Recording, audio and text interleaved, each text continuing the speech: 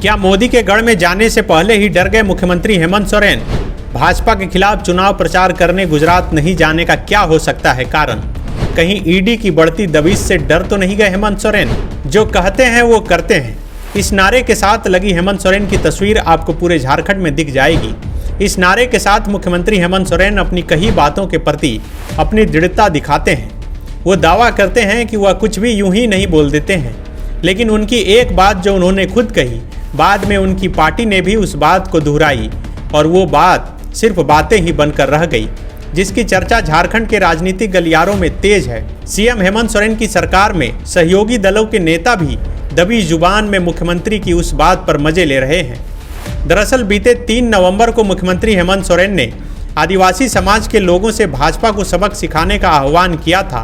गैर भाजपा शासित राज्यों में ईडी, आईटी और सीबीआई की लगातार छापेमारी से नाराज झामुमो ने गुजरात में आदिवासी मतदाताओं को भाजपा के विरुद्ध एकजुट करने की घोषणा की थी, लेकिन यह सिर्फ घोषणा तक ही सीमित रहा।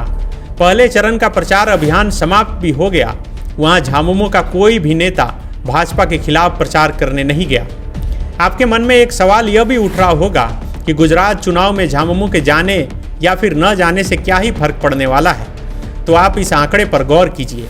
282 सदस्यीय गुजरात विधानसभा में एसटी एससी के लिए कुल 40 सीटें आरक्षित है। इनमें पहले चरण में 89 सीटों में से 21 सीटें एसटी और एससी के लिए सुरक्षित हैं।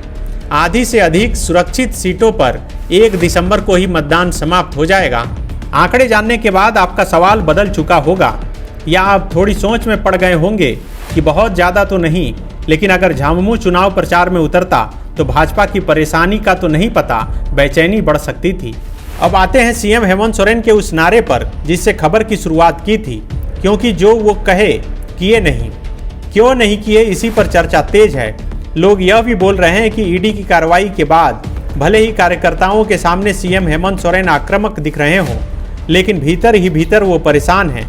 ऐसे में पीएम मोदी के गृह राज्य गुजरात में जाकर भाजपा के खिलाफ चुनाव प्रचार कर अपनी मुसीबत को और बढ़ाना नहीं चाहते हैं। बायोम ने दिए हैं नीट 2022 के Jharkhand toppers. Class 8, 9, 10, 11th and 12th के स्टूडेंट्स के लिए आ गया है बायोम टैलेंट रिवॉर्ड एग्जामिनेशन, जहां उड़ान एडमिशन स्कॉलरशिप में पाएं up to 1.25 crore discount and up to 100% scholarship in classroom programme along with cash prize and reward. बायोम, हीनू एवं नगरा टोली, रांची।